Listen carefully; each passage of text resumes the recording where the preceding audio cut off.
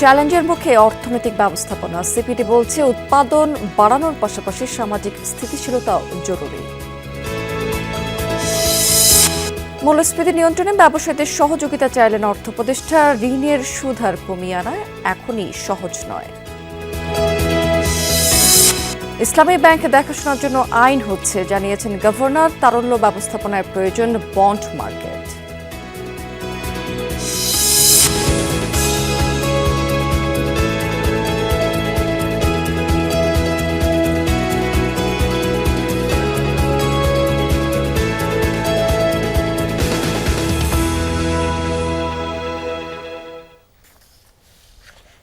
আমন্ত্রণ বিজনেস স্টোরিতে এতক্ষণ শিরোনাম দেখছিলেন। এবার চলে যাচ্ছি পুরো খবরে এবং পুরো সময় জুড়ে আপনাদের সাথে থাকবো আমি রাবেয়া স্মৃতি। চ্যালেঞ্জের মুখে দেশের সার্বিক অর্থনীতি। বিনিয়োগ অনিশ্চয়তাই এখন এক নম্বর সমস্যা। মূল্যস্ফীতির কারণে তৈরি হচ্ছে সামাজিক অস্থিরতা। গবেষণা সংস্থা সিপিডি মনে করে উৎপাদন বৃদ্ধি, সামাজিক স্থিতিশীলতা রক্ষা করাও দরকার। রাজস্ব খাতে শৃঙ্খলা আনাও খুবই জরুরি। ঋণ ফাঁদ তৈরি হয়েছে, সতর্কভাবে পা ফেলতে হবে। অর্থনীতি সংস্কারে রাজনৈতিক সরকারকে দিতে হবে অধিক মনোযোগ। এক্ষেত্রে সবার আগে দরকার গ্রহণযোগ্য একটি নির্বাচন। সহনীয় হয়নি মূল্যস্ফীতি। একদিকে মজুরি কমছে, অন্যদিকে বাড়ছে পণ্যের দাম। বিনিয়োগ মন্দায় কর্মসংস্থানে তৈরি হয়েছে স্থবিরতা। রাজস্ব আয় এবং ব্যয়। সকালে গবেষণা সংস্থা সিপিডির উদ্যোগে বাংলাদেশের অর্থনীতি নির্বাচনী বহুমাত্রিক ঝুঁকি বিষয়ক ব্রিফিংয়ে উঠে আসে অর্থনীতির সার্বিক দিক। রাজস্ব আদায়, সরকারের অর্থায়ন, মূল্যস্ফীতি, খাদ্য নিরাপত্তা, ব্যাংক খাত, বিদ্যুৎ জ্বালানি, বিনিয়োগ সহ গুরুত্ব পায় নানা দিক। এভারেজের মতোই যে দুই দিকের একটা মিশ্র বিনিয়োগ মন্দা অবস্থা অর্থনীতিতে তৈরি করেছে গভীর সংকট। মূল্যস্ফীতি এখন উদ্বেগের নাম। সিপিডি মনে করে নিয়ন্ত্রণ না করা গেলে সমাজে বিশৃঙ্খলা তৈরি হতে পারে। এগুলো হতে থাকলে বৈষম্য বাড়বে। তো এইটার ফলেই তো এই ধরনের সিচুয়েশন যখন হয় তখন সামাজিক অস্থিরতা বাড়ে। পরবর্তী সরকার এসে নতুন সরকারের মূল কাজই হবে যে এটাকে অ্যাড্রেস করা। এবং বিনিয়োগকে কেন আমি বললাম যে বিনিয়োগ বাড়লে অর্থনৈতিক কর্মচাঞ্চল্য তো ফিরে আসবে, তখন কিন্তু মানুষের কাজও আসবে। এখন অভ্যন্তরীণ আয় বৃদ্ধি করা দরকার, কিন্তু এনবিআরে অস্থিরতা দৃশ্যমান। সুফল মেলা নিয়ে প্রশ্ন উঠেছে। লাগামহীন ঋণ গ্রহণ এক ধরনের ঋণ ফাঁদ তৈরি করেছে। রপ্তানি কমে যাওয়াও দুশ্চিন্তার কারণ। বোঝা যায় যে একটা ঋণ ফাঁদের দিকে আমরা পড়ে যেতে পারি। অনেক সময় আমাদের মতো দেশ যেগুলো নাকি লো ইনকাম কান্ট্রি থেকে লোয়ার মিডল ইনকাম কান্ট্রি হয়েছে, তারা লোয়ার মিডল ইনকাম ট্র্যাপে পড়ে যায়। অনেক দেশ লোয়ার মিডল ইনকাম থেকে আপার মিডল ইনকাম হয়, তখন আপার মিডল ইনকাম ট্র্যাপে পড়ে যায়, যেটা ল্যাটিন আমেরিকা হয়েছে। আমাদের এই অঞ্চলে কিন্তু বেশ কিছু দেশ লোয়ার মিডল ইনকাম ট্র্যাপে পড়েছে, যে এটা সমার্থক হলো ঋণ ফাঁদের সাথে। ব্যাংক খাতে শৃঙ্খলা আনাও জরুরি। সংস্কার আইন দ্রুত প্রণয়ন ও বাস্তবায়ন করার তাগিদ দেয় সিপিডি। সংস্থাটি বলছে বাংলাদেশ ব্যাংকের স্বাধীনতা ও কর্তৃত্ব পুনরুদ্ধার করাও দরকার। বাংলাদেশ ব্যাংকের স্বাধীনতা এবং কর্তৃত্ব এটা নিশ্চিত করতে হবে, যাতে কিনা রাজনৈতিক চাপের বাইরে থেকে তারা কাজ করতে পারে। অর্থনৈতিক উত্তরণে দরকার রাজনৈতিক স্থিতিশীলতা। সেক্ষেত্রে সুষ্ঠু, অংশগ্রহণমূলক ও গ্রহণযোগ্য নির্বাচন। বন্ধ করতে হবে অর্থের ছড়াছড়ি। যে নির্বাচনটা একটা নিরপেক্ষ, অংশগ্রহণমূলক হবে এবং এখানে অর্থের ব্যবহার হবে না। অর্থের ব্যবহারের জন্য যেই ধরনের নীতিমালা আছে সেই নীতিমালাগুলো প্রতিটা ক্যান্ডিডেট ফলো করবেন। অর্থের ছড়াছড়ি যাতে না হয়। সিপিডি মনে করে গভীর সন্ধিক্ষণে দেশের অর্থনীতি স্থিতিশীলতার জন্য দরকার কার্যকর সংস্কার। সহিংসতা মুক্ত। রিমন রহমান, যমুনা নিউজ, ঢাকা। গভর্নর হিসেবে হইনি, উপদেষ্টা হিসেবেও ব্যর্থ হব না, এমন দাবি করেছেন অর্থ উপদেষ্টা ডক্টর সালেউদ্দিন আহমেদ। মূল্যস্ফীতি নিয়ন্ত্রণে ব্যবসায়ীদের সহযোগিতা করার আহ্বান জানিয়েছেন তিনি। সকালে ব্যাংক অ্যালামনাইয়ের মোড়ক উন্মোচন অনুষ্ঠানে তিনি এই আহ্বান জানিয়েছেন। এদিকে অর্থনীতি ভঙ্গুর অবস্থা থেকে উন্নতি হলেও সন্তোষজনক পরিস্থিতিতে আসেনি বলে মন্তব্য করেছেন সাবেক উপদেষ্টা ডক্টর হোসেন জিল্লুর রহমান। দেশের ব্যাংকিং ব্যবস্থা অনেকটাই স্থিতিশীল অবস্থায় আছে, যদিও বর্তমান বাস্তবতায় ব্যাংক ঋণের সুদহার এখনই কমানো সহজ নয়। ব্যাংক অ্যালামনাকের ৭ম সংস্করণের প্রকাশনা অনুষ্ঠানে এমন মন্তব্য করেন অর্থ উপদেষ্টা ডক্টর সালেউদ্দিন আহমেদ। গভর্নর হিসেবে ব্যর্থ হয়নি, অর্থ উপদেষ্টা হিসেবেও ব্যর্থ হব না, এমন মন্তব্য করে বলেন বাংলাদেশকে সামনের দিকে নিয়ে যাওয়াটাই এখন সবচেয়ে বড় চ্যালেঞ্জ। ব্যবসায়ী সমাজের সহযোগিতা ছাড়া মূল্যস্ফীতি নিয়ন্ত্রণ করা সহজ নয় বলে জানান তিনি। এখন যদি আপনি দেখেন ইনফ্লেশন বেড়ে গেছে, 0.25 বেড়ে গিয়েছে। ইনফ্লেশনটা খুব সেন্সিটিভ জিনিস, আই এগ্রি, কিন্তু ইনফ্লেশন কিন্তু শুধু monetary policy, bank rate, policy rate বাড়িয়ে কন্ট্রোল করা যায় না, আর সাপ্লাই দিয়ে অনেক সময় কন্ট্রোল করে। আমি সেখানে সবসময় বলি ইনফ্লেশন এই যে পলিটিক্যাল ডাইমেনশন, কমিউনিটি, তারপর যারা হোলসেলার, ট্রেডার এবং রিটেলার, তাদেরকে তো সহযোগিতা করতে হবে। ভঙ্গুর অবস্থা থেকে দেশের অর্থনীতির কিছুটা উন্নতি হলেও সন্তোষজনক নয় বলে মন্তব্য করেন সাবেক তত্ত্বাবধায়ক সরকারের উপদেষ্টা ডক্টর হোসেন জিল্লুর রহমান। মোটামুটি চলছে, এই উত্তর বাংলাদেশের জন্য একেবারে গ্রহণযোগ্য নয়। বাংলাদেশের জন্য আজকে main and only concern has to be the speed of progress. মোটামুটি চলছে, বহু দেশ আছে, দ্রুত উন্নত করছে কিনা। ব্যাংকিং ব্যবস্থার বেহাল দশার জন্য বিগত সময়ে বাছ বিচার না করেই লাইসেন্স দেওয়াকেই দুষলেন ব্যাংকাররা। মাসুদুজ্জামান রবিন, যমুনা নিউজ, ঢাকা। ইসলামী ব্যাংক দেখাশোনার জন্য নতুন আইন করা হচ্ছে। সকালে ইসলামিক ফাইন্যান্স কনফারেন্সে এমন তথ্য তুলে ধরেছেন governor doctor Ahsan H Mansur. তিনি জানিয়েছেন, দেশের ইসলামী ব্যাংকিং এর ব্যাপক সম্ভাবনা রয়েছে, কিন্তু পুনর্গঠন দরকার। আমানতকারীদের আস্থা অর্জনের পাশাপাশি নিরাপত্তা নিশ্চিত করতে হবে সেখানে। গভর্নর বলেছেন, বাংলাদেশ ব্যাংকের দায়িত্ব আমানতকারীদের নিরাপত্তা দেওয়া। আগে এক্ষেত্রে ব্যর্থতা থাকলেও বর্তমানে চেষ্টা চলছে। তারল্য ব্যবস্থাপনার জন্য ইসলামী ব্যাংক মার্কেট দরকার, তবে এই বিষয়ে কাজ করা হয়নি এখনো পর্যন্ত।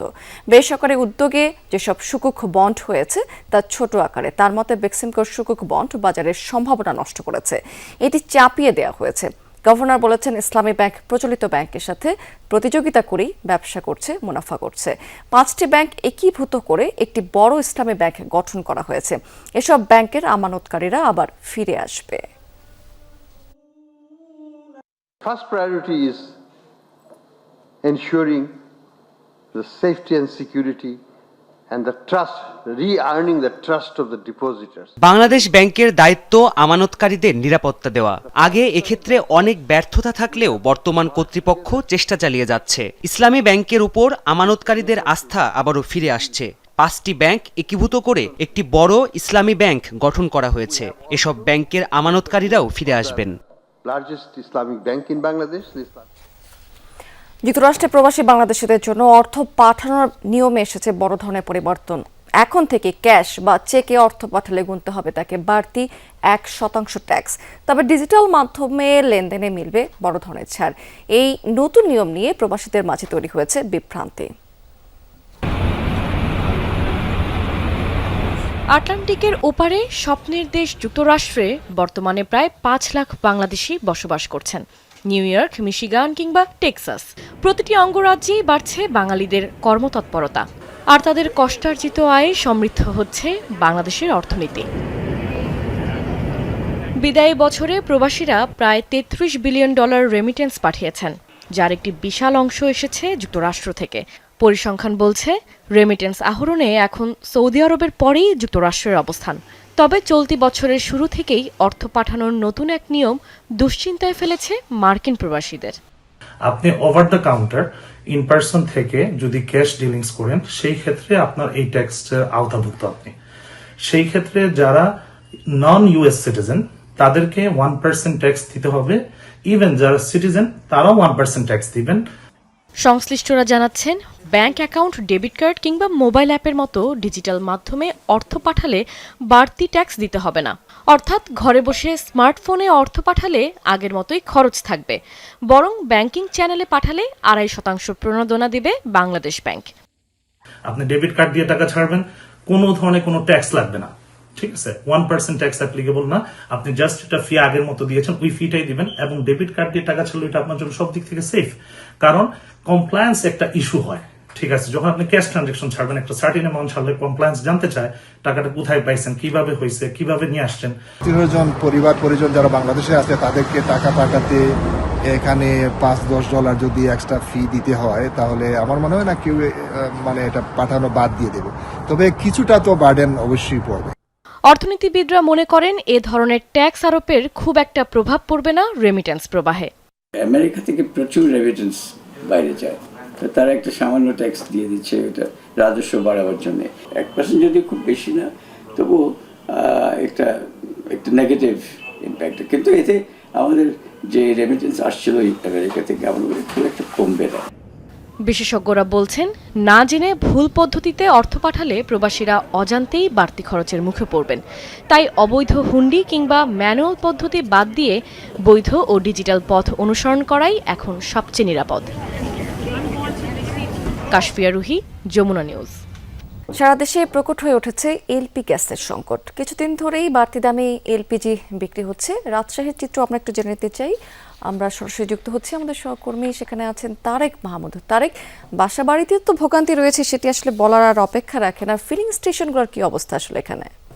স্মৃতি, ফিলিং স্টেশনগুলোতেও আসলে গ্যাসের সংকট সেটি দেখা দিয়েছে এবং চাহিদা মতো যারা এখানকার বিভিন্ন পাম্পের যারা মালিক রয়েছে তারা চাহিদা মতো কিন্তু গ্যাস সরবরাহ করতে পারছে না। গত 4 জানুয়ারি থেকে লিটার প্রতি গ্যাসের দাম বেড়েছে 2 টাকা 48 পয়সা। এখানে আমি রয়েছি রাজশাহীর যে গুলগফুর পেট্রোলিয়াম যে স্টেশনে, এখানে ম্যানেজার হিসেবে যিনি দায়িত্বরত রয়েছে, একটু তার কাছেই জানতে চাই রাজশাহীর যে ফিলিং স্টেশনগুলো রয়েছে সেগুলো আসলে গ্যাস সরবরাহের কি অবস্থা, কোনো ঘাটতি আছে কিনা একটু জানতে চাচ্ছি আপনার কাছে।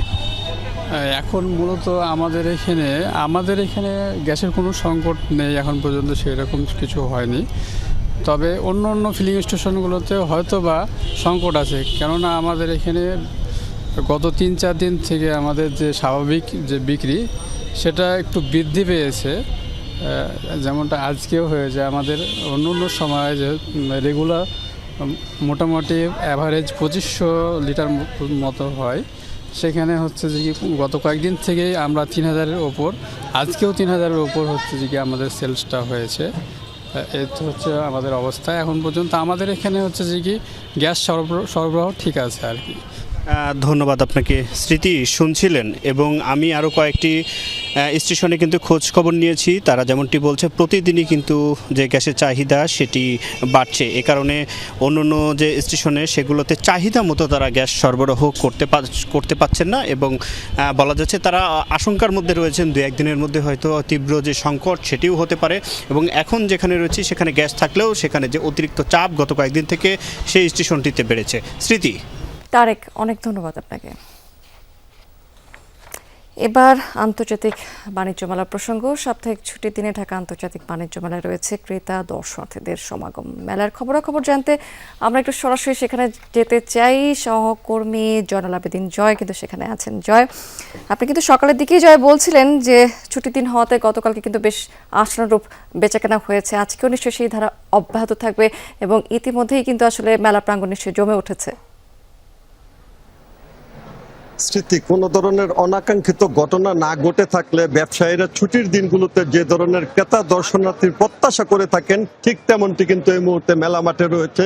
মেলার ভিতরের যে মূল এক্সিবিশন হল এবং বাইরের সবখানে কিন্তু মানুষের সরব উপস্থিতি এবং প্রতিটি স্টল প্যাভিলিয়নের সামনে কিন্তু বাড়তি ভিড় রয়েছে, যেটি আসলে বিক্রেতা বা ব্যবসায়ীরা ভিড়টিকে উপভোগ করছেন। তবে একটি ত্রুটি দেখা দিয়েছে ঢাকা বাইপাস সড়কের কাঞ্চন সেতুর মুখ দিয়ে। আপনি জানেন যে বাণিজ্য মেলার মূল ক্রেতা দর্শনার্থী রাজধানী বাসী, তারা কিন্তু ঢাকা থেকে এই মেলায় পূর্বাচলায় এসে থাকেন। তারা কিন্তু এই আসার পথে বাণিজ্য মেলার যে চত্বরটি রয়েছে অর্থাৎ কাঞ্চন সেতুর পশ্চিম অংশে কিন্তু রাস্তার কাজ চলমান থাকে, সেখানে কিন্তু যানজটের সৃষ্টি হয়েছে এবং যেই আন্ডারপাসগুলো বাণিজ্য মেলায় প্রবেশের জন্য দেওয়া হয়েছে সেখানেও কিন্তু একটি যানজট। অর্থাৎ আমি যদি বলে থাকি তাহলে কিন্তু কাঞ্চন সেতু এবং পূর্বাচল 300 ফিট সড়ক এবং বাইপাস সড়কে মেলায় আসতে কিন্তু বেশ ভোগান্তি পোহাতে হচ্ছে রাজধানীবাসীকে। যে ট্রাফিক ব্যবস্থাপনার নিয়ম আসলে একটু ব্যত্যয় সৃষ্টি হয়েছে। তাছাড়া কিন্তু মেলায় ক্রমেই ভিড় বাড়ছে। আসলে বিভিন্ন ধরনের আন্দোলন সংগ্রামের ভিতর থাকা মানুষ একটু উৎসবের সুঘ্রাণ পেয়ে কিন্তু মেলা প্রাঙ্গণের দিকে ছুটে আসছেন এবং ব্যবসায়ীরা প্রত্যাশা করছেন ছুটির দিন নয় কর্মদিবসও এই ধরনের ভিড় অব্যাহত থাকবে। স্মৃতি। জয়, অনেক ধন্যবাদ আপনাকে। গোপালগঞ্জের মকসুদপুরে একটি গুদামের প্রায় 2500 মন পাট আগুনে পুড়ে গেছে। গতরাতে শহরের সুনীল সাহার পাট গুদামে এই অগ্নিকাণ্ডের ঘটনাটি ঘটেছে। ফায়ার সার্ভিস জানিয়েছে যে রাত 2:30টার দিকে হঠাৎ করে গুদামের মধ্যে আগুন জ্বলে ওঠে। এ সময় ক্ষতিগ্রস্ত হয় পাশে থাকা নির্মল সাহা এবং ইকরাম মিয়ার পাটের দোকান। প্রথমে নিয়ন্ত্রণের চেষ্টা করে স্থানীয়রা, পরে খবর পেয়ে ফায়ার সার্ভিসের প্রায় 4টি ইউনিট ঘটনাস্থলে পৌঁছে প্রায় 8 ঘন্টার চেষ্টায় এই আগুন নিয়ন্ত্রণে আনে। প্রাথমিকভাবে আগুন লাগার কারণ সম্পর্কে কিছু তথ্য এখনো পর্যন্ত জানাতে পারেনি ফায়ার সার্ভিস। দর্শক, এবার জানিয়ে দেবো আপনাদেরকে সাপ্তাহিক পুঁজিবাজারের খবরাখবর। সপ্তাহ শেষে ঊর্ধ্বমুখী প্রবণতা দেখা গেছে পুঁজিবাজারে। প্রধান সূচকের সাথে কিন্তু অন্যান্য সূচকগুলোও বেড়েছে, সেই সাথে বেড়েছে সার্বিক লেনদেনের পরিমাণ। চট্টগ্রাম স্টক এক্সচেঞ্জেও কিন্তু একই চিত্র আমরা দেখতে পেয়েছি। প্রথমে এই ডিএসসির খবরাখবর এক নজরে আপনাদেরকে একটু জানিয়ে দিতে চাই আমরা। দেশের প্রধান পুঁজিবাজার ঢাকা স্টক এক্সচেঞ্জের সাধারণ মূল্য সূচক প্রায় 88 পয়েন্টের মতো বেড়ে দাঁড়িয়েছে 4,998 পয়েন্টে। বেড়েছে ডিএসসিএস এবং ডিএসসি 30 সূচক। গেল সপ্তাহে সার্বিক লেনদেনের পরিমাণ বেড়েছে, হাত বদল হয়েছে সেখানে 2,372 কোটি টাকা শেয়ার। এর আগের সপ্তাহে লেনদেন হয়েছিল 1,417 কোটি টাকা শেয়ার। হাত বদল হওয়া প্রতিষ্ঠানের মধ্যে দাম বেড়েছে 176টি, কমেছে 177টি এবং অপরিবর্তিত ছিল মাত্র 36টি কোম্পানির শেয়ারের দর। লেনদেনের ভিত্তিতে অরিয়ন ইনফিউশন গত সপ্তাহে ডিএসসিতে শীর্ষ অবস্থান করেছিল। হাত বদল করেছে সেখানে মোট 22,89 লাখ টাকা শেয়ার, প্রায় 20,37 লাখ টাকা, কিছু বেশি লেনদেন নেই। এর পরের অবস্থানে অর্থাৎ দ্বিতীয় অবস্থানে রয়েছে স্কয়ার ফার্মা এবং তৃতীয় অবস্থানে দেখা গেছে সিটি ব্যাংকে। প্রায় 20 ভাগ বেড়ে দর বৃদ্ধি তালিকায় প্রথম অবস্থানে ছিল বিডি ওয়েল্ডিং, এর পরে রয়েছে যথাক্রমে জিকিউ বলপেন এবং তৃতীয় অবস্থানে রয়েছে পূবালী ব্যাংক। 27 ভাগ কমে দর পতনের তালিকায় শীর্ষে ছিল ডিএসসিতে গত সপ্তাহে পিপলস লিজিং, দ্বিতীয় অবস্থানে ছিল ফরেস্ট ফাইন্যান্স এবং তৃতীয় অবস্থানে দেখা গেছে এফএএস ফাইন্যান্সকে।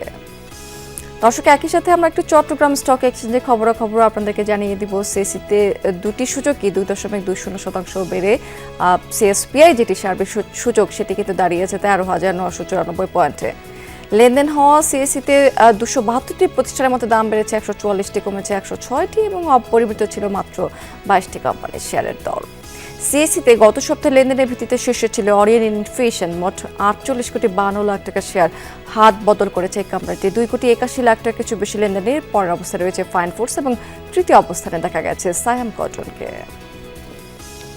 দর্শক, এই ছিল বিজনেস টুডে এখনকার আয়োজনে। এতক্ষণ সঙ্গে থাকার জন্য ধন্যবাদ আপনাদের সবাইকে।